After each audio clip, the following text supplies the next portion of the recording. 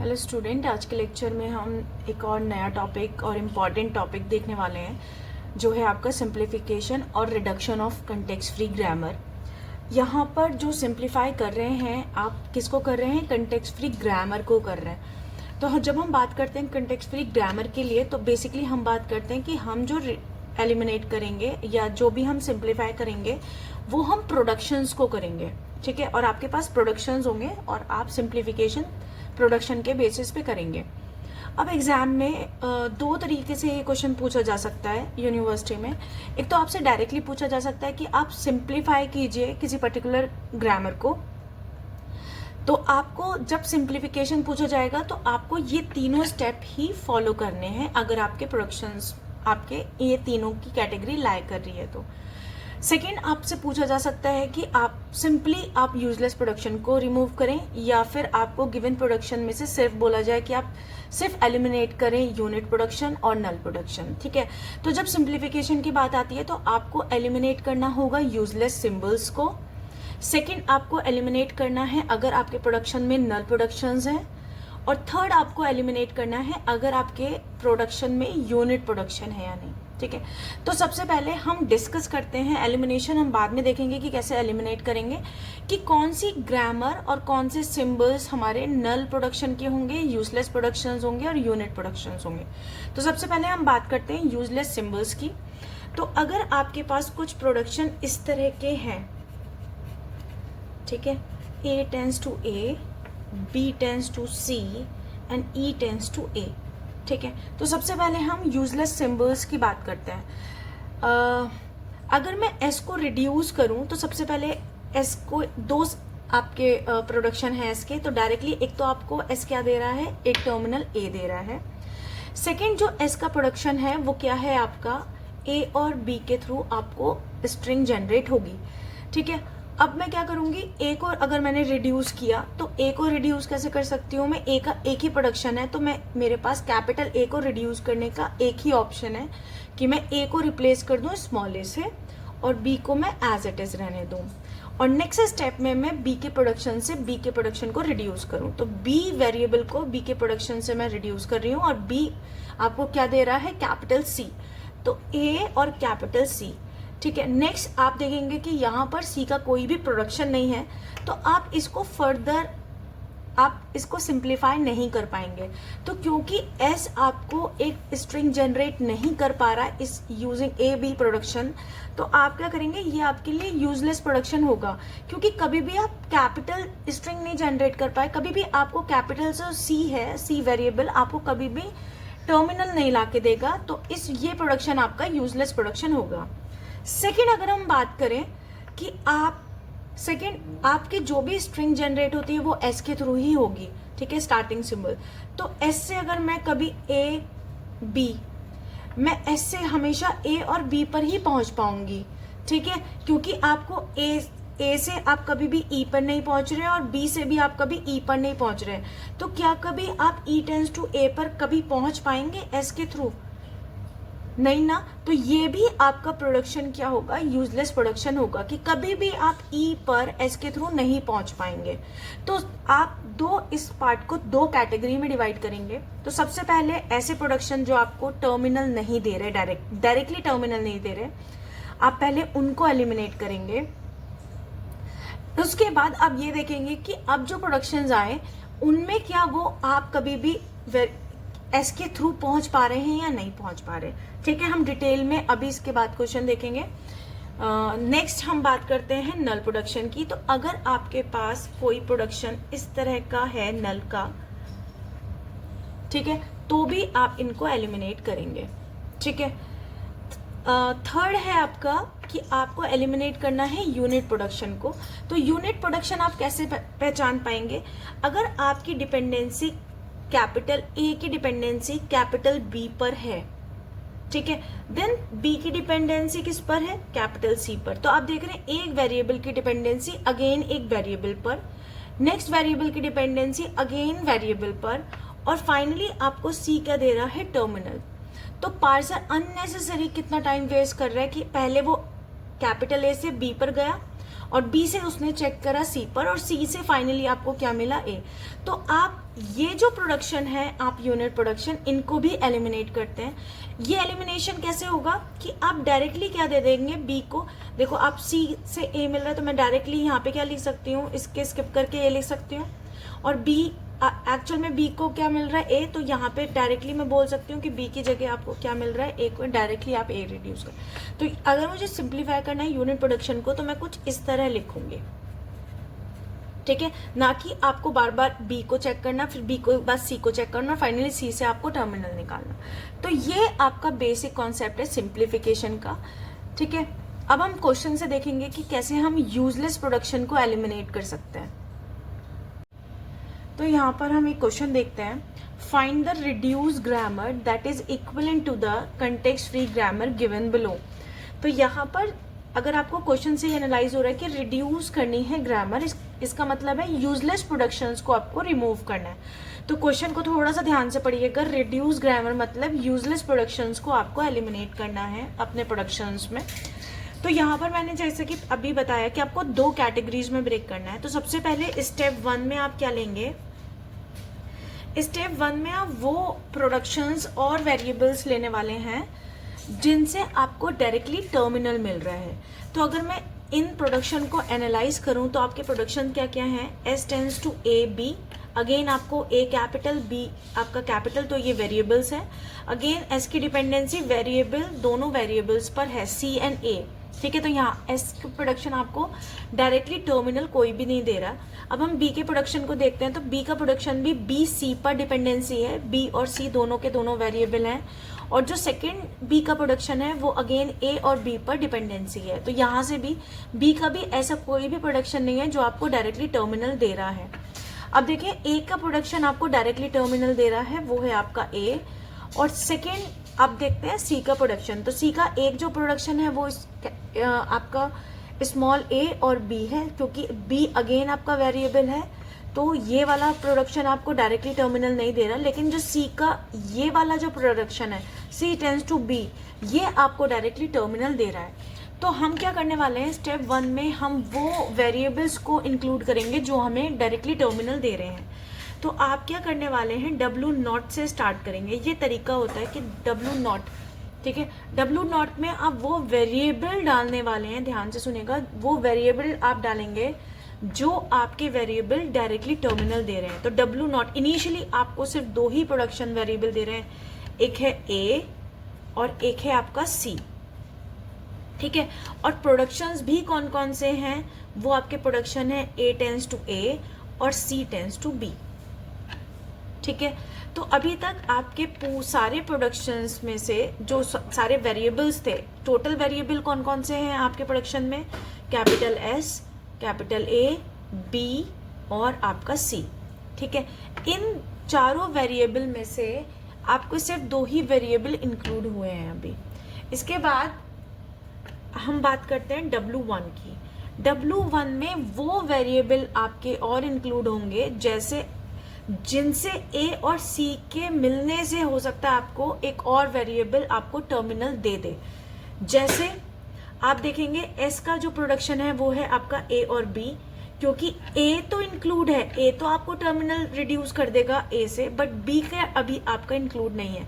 तो again B अभी variable आपको कोई भी टर्मिनल नहीं दे रहा, तो ये आपका नहीं प्रोडक्शन ऐड होगा। अब हम देखते हैं एस टेंस टू सी ए।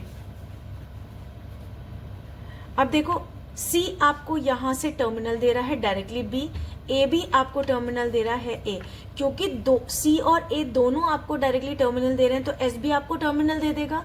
तो नेक्स्ट स्टेप में बिकॉज ऑफ ए और सी आपका एस भी इंट्रोड्यूस हो चुका है, ठीक है। अब आप देखेंगे क्या बी में कोई और तो ऐड नहीं हो रहा सेम स्टेप पर, तो बी का प्रोडक्शन अगेन बी की डिपेंडेंसी बी पे है, तो बी जब तक सॉल्व नहीं होगा तब तक यहाँ पर ये वाला प्रोडक्शन सॉल्व नहीं होगा। अगेन जो बी का सेकंड प्रोडक्शन भी है उसकी डिपेंडेंसी भी बी पर है, तो बी आपको इन दोनों में से कोई भी टर्मिनल ना देने की वजह से बी आपका इंक्लूड नहीं होगा। अब ए हम ऑलरेडी ले चुके हैं, हम सी के दूसरे वाले प्रोडक्शन को देखते हैं। अगेन जो सी का दूसरा प्रोडक्शन है वो अगेन बी पर डिपेंड है, क्योंकि बी अभी तक हमारे में नहीं आया तो हमारा बी अभी इंट्रोड्यूस नहीं होगा। तो सिर्फ W1 में एस ही इंट्रोड्यूस हुआ, वो भी किस वजह से, कौन से प्रोडक्शन की वजह से, इस वाले प्रोडक्शन की वजह से। ठीक है, अब हम देखते हैं और कौन कौन से आप इंक्लूड कर सकते हैं। देखो अब आएगा W2। W2 में आप देखेंगे, आप कभी एस का ये वाला प्रोडक्शन आपने ऐड कर लिया है, ये वाला प्रोडक्शन ऐड हो चुका है और ये वाला प्रोडक्शन ऐड हो गया। अब हम देखने वाले हैं एस का कौन सा ए बी वाला प्रोडक्शन क्या ऐड हो जाएगा। अगेन मेरा बी का वैल्यू नहीं आई है, बिकॉज ऑफ बी हमें टर्मिनल नहीं दे रहा, तो आपका ये वाला प्रोडक्शन कभी भी रिड्यूस आप कंप्लीटली नहीं कर पाएंगे। ठीक है, ये आपने ऑलरेडी इंक्लूड कर रखा है। अब आप चेक करते हैं बी के दोनों प्रोडक्शन, क्योंकि बी की डिपेंडेंसी दोनों बार बी पर ही है और बी आपको डायरेक्टली टर्मिनल नहीं दे रहा, तो ये भी कभी रिड्यूस नहीं हो पाएंगे। ठीक है, अब यहाँ पर भी सी के प्रोडक्शन में बी आ रहा है, जब तक बी सॉल्व नहीं होगा तब तक ये भी आपका ये वाला जो प्रोडक्शन है वो भी आपको टर्मिनल नहीं देगा। अब क्योंकि आपका जो W2 है ASC ही आया, तो जब आपका इक्वल वैल्यू आने लगे तो वहां पर आप स्टॉप कर दीजिए। ठीक है, तो सिर्फ 3 ही ऐसे वेरिएबल हैं जो आपको टर्मिनल तक लेके जाएंगे, और इन तीनों की वजह से कौन कौन से प्रोडक्शन आपके इंक्लूड हुए वो हैं आपके S tends to CA, second production है A tends to small a, और capital C tends to small b। ठीक है, ये ही आपके 3 प्रोडक्शन इंक्लूड हुए हैं। ठीक है, अब आता है स्टेप 2। स्टेप 2 वो आप इंक्लूड करेंगे प्रोडक्शन जहां से आपको S लेकर जाएगा। ठीक है, तो सबसे पहले W0 में आप इंक्लूड करेंगे always as a starting symbol को।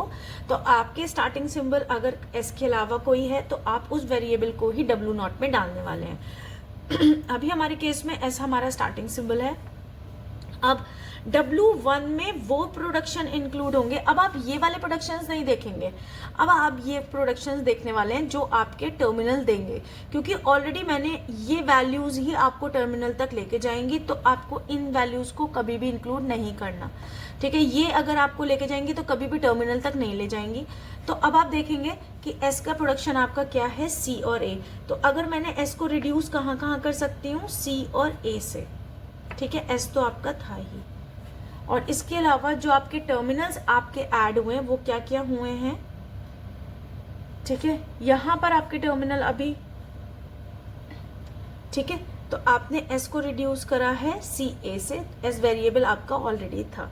ठीक है, अभी तक यहाँ पर कोई वैल्यू नहीं आई है। W2, ठीक है, तो सबसे पहले मैं यहाँ पर C के प्रोडक्शन पे आने वाली हूँ। तो C का प्रोडक्शन आपको क्या दे रहा है, B। ठीक है, तो मैं वेरिएबल अलग करने वाली हूँ और टर्मिनल्स अलग करने वाली हूँ। तो सबसे पहले C ने आपको टर्मिनल दे दिया। इसके बाद हम आते हैं A का। A आपको क्या दे रहा है, टर्मिनल अगेन A दे रहा है और आपका वेरिएबल है A। और क्योंकि आपका S भी इंक्लूड है और S का प्रोडक्शन आप ऑलरेडी CA ले चुके हैं, तो ये आपका यहाँ पर W2 कंप्लीट होता है। अब हम बात करते हैं W3 की। तो कभी भी आप C आपने ऑलरेडी ले चुके हैं, C tends to B, already A का फंक्शन आप ले चुके हैं और S का भी आप ले चुके हैं, तो W3 ऑलवेज आपका क्या होगा, W2। तो आपके जो ही ये वाले प्रोडक्शन थे वो सारे के सारे आपके यहीं पे इंक्लूड हो गए। तो C की वजह से कौन सा प्रोडक्शन ऐड हुआ, C tends to B। A की वजह से कौन सा प्रोडक्शन आपने ऐड किया था, A टेंस टू A, और S का प्रोडक्शन आपका था CA। यही आपके प्रोडक्शन फाइनल प्रोडक्शन है जब आपने रिड्यूस करी इस पर्टिकुलर ग्रामर को। ये आपका फाइनल आंसर है। तो यहाँ पर हम एक और क्वेश्चन देखते हैं, construct a reduce grammar equivalent to the grammar given below. तो यहाँ पर S का प्रोडक्शन है, A का प्रोडक्शन है, C का प्रोडक्शन है, E एंड D का प्रोडक्शन है। तो स्टेप 1 से हम स्टार्ट करते हैं। तो सबसे पहले स्टेप 1 में आप क्या लेने वाले हैं, वो सारे वेरिएबल्स W0 में जाएंगे जो वेरिएबल आपको डायरेक्टली टर्मिनल दे रहे हैं। तो क्या आपको S को ही डायरेक्ट टर्मिनल दे रहा है, नहीं, क्योंकि कैपिटल A पे डिपेंडेंसी है। कैपिटल A का जो फर्स्ट प्रोडक्शन है अगेन कैपिटल S पे डिपेंडेंसी है। यहाँ भी आपको दोनों C कैपिटल C पर डिपेंडेंसी है, और A का जो थर्ड प्रोडक्शन है अगेन D और A पर डिपेंडेंसी है। यहाँ पर हम देखें तो यहाँ पर हाँ, जो फर्स्ट आपका C दे रहा है वो टर्मिनल दे रहा है। तो सबसे पहले आपका क्या इंक्लूड हुआ, C तो आपका जा रहा है, लेकिन C की डिपेंडेंसी जो दूसरा प्रोडक्शन है वो आपके D पर है। E की डिपेंडेंसी अगेन कैपिटल C पर है, और D की डिपेंडेंसी D और A पर है। तो सिर्फ और सिर्फ आपका W0 में C ही ऐसा टर्मिनल, C ही ऐसा वेरिएबल है जो आपको एक डायरेक्ट टर्मिनल दे रहा है, और वो प्रोडक्शन है आपका C tends to A B B। ठीक है, अब देखेंगे कि W1 में C के थ्रू आपके और कौन से नए वेरिएबल्स आए। ठीक है, तो अब देखो C यहाँ पर S के प्रोडक्शन में C नहीं है, A के प्रोडक्शन में यहाँ पर C नहीं है, ये C है। तो अगर देखो यहाँ पर दोनों ही C के होने की वजह से आपको जो A का प्रोडक्शन है A टेंस टू BCC, ये भी आपको टर्मिनल दे देगा। अगर मैं दोनों C को रिड्यूस करूँ इस वैल्यू से तो आपको पूरी की पूरी A की टर्मिनल वैल्यूज मिल जाएंगी। तो सबसे पहले ए का प्रोडक्शन आ चुका है और ए का यही प्रोडक्शन आएगा क्योंकि दूसरे वाले प्रोडक्शन में आपका सी नहीं है। अब देखो सी का प्रोडक्शन जो है वो कैपिटल डी पर डिपेंड है, तो ये वाला प्रोडक्शन आपका इंक्लूड नहीं होगा। और आप अगर देखेंगे कि ई का जो प्रोडक्शन है वो ए सी की, क्योंकि आपको सी मिल चुका है तो सी की वजह से आपको ई भी मिल चुका है। ठीक है, सी की वजह से आपको ई भी मिल चुका है और अगेन डी की डिपेंडेंसी डी और ए पे, तो आपको इससे ज़्यादा और कोई वेरिएबल्स आपको इंक्लूड नहीं होंगे। अब आपको देखना है W2 में कौन कौन से और नए वेरिएबल्स इंक्लूड होते हैं। अब यहाँ पर CAE की वजह से आपको कोई नया वेरिएबल मिल सकता है। ठीक है, तो हम देखेंगे यहाँ पर अगर मैं इसका प्रोडक्शन देखूँ तो ए का ऑलरेडी एस का जो वेरिएबल है वो ए पर डिपेंड कर रहा है, सिर्फ ए कैपिटल ए पर डिपेंड कर रहा है और हम कैपिटल ए को रिड्यूस कर चुके हैं। कैपिटल ए ने आपको टर्मिनल दे दिया था, तो क्योंकि ए आपको टर्मिनल दे रहा है तो इस वजह से आपको एस भी टर्मिनल दे देगा।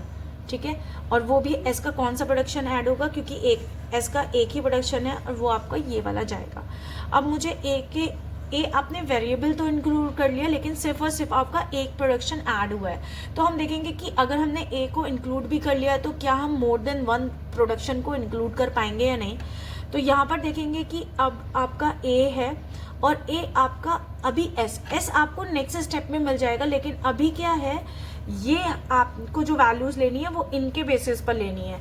तो आप देखेंगे कि जो ए का ये प्रोडक्शन है अभी आपके पास एस नहीं है तो हम ये वाला इंक्लूड नहीं करेंगे, ये ऑलरेडी हमने इंक्लूड कर लिया है। और जो ए का लास्ट वाला प्रोडक्शन है वो क्योंकि डी की वजह से आपको नहीं मिल पाएगा, डी आपको नहीं मिला तो ये प्रोडक्शन भी आपके ऐड नहीं होंगे। अगेन सी की डिपेंडेंसी डी पर है तो भी ऐड नहीं होगा, ये ऑलरेडी हम ऐड कर चुके हैं। और डी का भी वेरिएबल आपका डी पे डिपेंड कर रहा है तो इससे ज़्यादा आपको और नहीं मिलेंगे। तो अब हम W3 पर बात करते हैं। अब W3 पर मुझे इन चारों वेरिएबल्स के बेसिस पर इंक्लूड करना है, क्योंकि अब हमारा S भी इंक्लूड हो चुका है। तो आप देखेंगे जो हम पहले नहीं कर पाए थे A टेंस टू SB, अब हम रिड्यूस कर पाएंगे क्योंकि S को में हमने रिड्यूस कर लिया है टर्मिनल में, तो हम ये वाले प्रोडक्शन भी ऐड कर पाएंगे। और A क्योंकि आप पहले ही इंक्लूड कर चुके थे तो आपने एक बार और लिख दिया, लेकिन अब जब आप फाइनल सेट बनाएंगे तो सिर्फ जो वेरिएबल आपके ऐड होने हैं वो CAE और S ही ऐड होंगे। अब इनके बेसिस पर आपके जो प्रोडक्शन ऐड हुए वो कौन कौन से हैं। S टेंस टू ए के जो प्रोडक्शन है वो आपका ये और ये आपका आया है, और C का सिर्फ एक ही प्रोडक्शन आप ऐड कर पाए ये वाला। E भी आपका इंक्लूड हुआ है AC, बट आपका D इंक्लूड नहीं हो पाया क्योंकि आप D को कभी रिड्यूस नहीं कर पाए।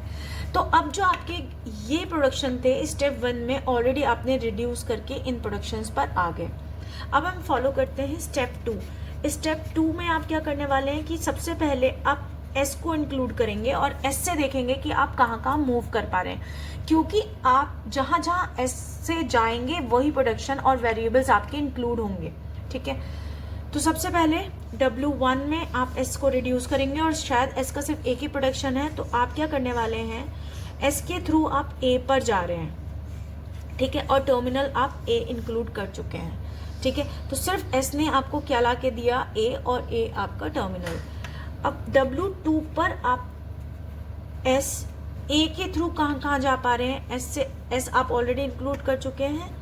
ठीक है, और यहाँ पर आपको अब कोई नया वेरिएबल नहीं मिल रहा।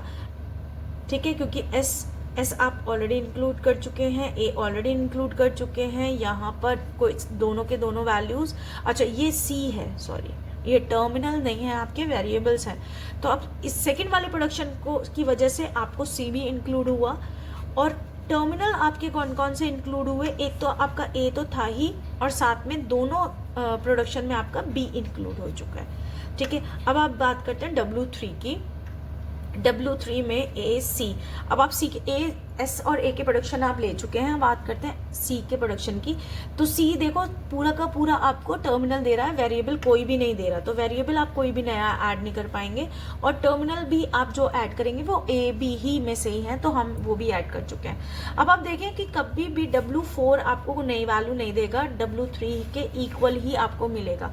तो आप देखेंगे कि ई का जो प्रोडक्शन था वो भी आपका एलिमिनेट हो गया, और एलिमिनेशन के बाद जो आपकी फाइनल प्रोडक्शंस आए हैं वो आपके कैसे आए हैं, एस के थ्रू आपका प्रोडक्शन आएगा ए, कैपिटल ए, ये ए का जो प्रोडक्शन है वो है आपका एस बी, और बी बी सी सी, क्योंकि आप सी पर पहुंच रहे हैं, और सी का प्रोडक्शन आपका ए बी।